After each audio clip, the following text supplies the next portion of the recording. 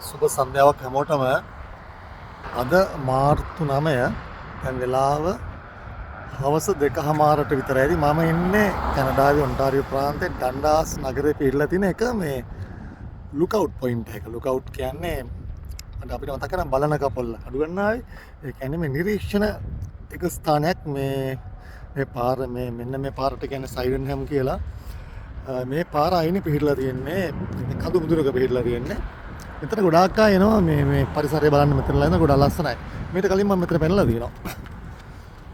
මෙතන මේ කඳු බෑවුමට විශේෂ නමකුත් තියෙනවා ක්ලාරාස් ක්ලයිම් කියලා. මොකද ඔය ක්ලාරා කියන හිටපු බයිසිකල් සූරියක් ඔලිම්පික් සූරියක් මේ කඳු බෑවුම තමයි පාවිච්චි කරලා තියෙන්නේ බොහොම මේ බහුල වශයෙන්. ඇයගේ මේ අර බයිසිකල් දාවන මේ ව්‍යායාම කටයුතු වලට. ඒක නිසා මේකට විශේෂ නමක් තියෙනවා මේ බෑවුමට ක්ලාරාස් ක්ලයිම් කියලා කියන්නේ. ඒක නාම පුවරුවක් තියෙනවා මම පොඩ්ඩක් පෙන්නන්නම්. ඒකට පිහිරලා තියෙන. ඒ වටේ පරිසරය පේන හැටි. නතර නෙල්වෙනිත් ඉන්නවා. හලෝ පොඩ්ඩක් මම බෝඩ් එක පෙන්නන්න.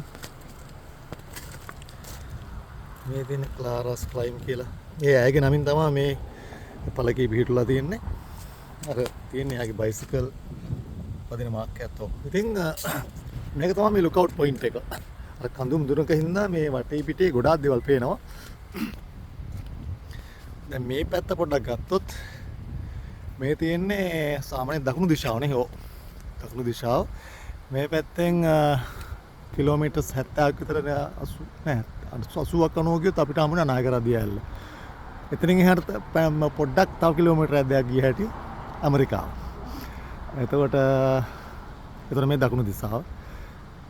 මේ තියෙන මේ පැත්තට යනකොට අපි යනවා නැගෙනහිර දිශාවට. මේ පැත්තට වෙන තමයි ටොරොන්ටෝ නගරයේ තියෙන ටොරොන්ටෝ නගරයත් කිලෝමීටර් 70ක් 80ක් විතර ඈතින් තියෙන්නේ. තව මේ බෑවුමේ තවත් විශේෂ ස්ථානයක් පේනවා.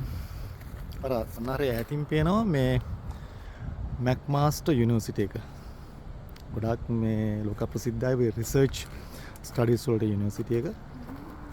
ඒ විශේෂයෙන්ම අද කතාරේ මේ අද කැනඩාවට තවත් විශේෂ දවසක්. ඒක හේතුව මේ අවුරුද්දේ දින දෙකකදී මෙහි වෙලාව يعني ඉස්සරහට පස්සට අරගෙන යනවා. ඒක කරන්නේ මොකද දැන් කැනඩාව ගත්තොත් පිටලා දෙන සමකයෙන් ටිකක් ඈත් වෙන්න. ඒකට වෙන්නේ අවුරුද්ද පුරා දැන් දිවා කාලේ රාත්‍රී කාලේ එකම පැය ගාණක් පිටන්නේ නැහැ. ඒක වෙනස් වෙනවා. ඒ කියන්නේ පෙලක් කාලවලදී රාත්‍රී කාලය වැඩි, දවල් කාලය අඩුයි. ඒතර ලංකාවේ නම් ගත්තාම ලංකාව පිළිලා තියෙන සමකය ආසන්නේ හින්දා අපේ අවුරුද්ද පුරාම දවල් කාලය රැය කාලය කොහොම පැය 12කට කිට්ටුයි. ඒක වෙනස් වෙන්නේ නැහැ. තාම තියෙනවා හිමවැටිච්ච. ඉතින් දැන් අද මාර්තු 9 පාන්දර 2ට මෙහි වෙලාව පැයක් ඇඩ්වාන්ස් කරා. එකෙන් කරන්නේ අර ඉරේලිය දවල් කාලය වැඩියෙන් තියෙන කාලයට මිනිස්සුන්ට වැඩි ඒ ඉරේලිය තියෙන වෙලාවෙන් වැඩි ප්‍රයෝජනයක් ගන්න තමයි ඒ විදිහට කාලය ඇඩ්වාන්ස් කරලා තියෙන්නේ. ඒ කියන්නේ දැන් වෙලාව මෙහි හවස 2:00මාරයි. අද පාන්දර 2ට තමයි වෙනස කරේ. දැන් ඊයේ මේලා ගත්තනම් දැන් අද 2:00මාරයි. ඊයේ නම් මේක වෙන්නේ ඒතර ඇඩ්වාන්ස් කරා කියන්නේ ඊයේ 1:00මාරයි මේ වෙලාව. දැන් අද 2:00මාර වෙලා තියෙන්නේ. ඒ කියන්නේ අද පාන්දර 2ට මේ වෙලාව පැයක් අනිත් පැත්තට ගත්තා. දැන් වෙලාව 2:00මාරයි හවස. ඊයේ නම් මේක දවල් 1:00මාරයි. ඉතින් මේක ආයෙත් නොවැම්බර් මාසේ ආයෙත් අනිත් පැත්තට ගන්නවා ඒ පැය.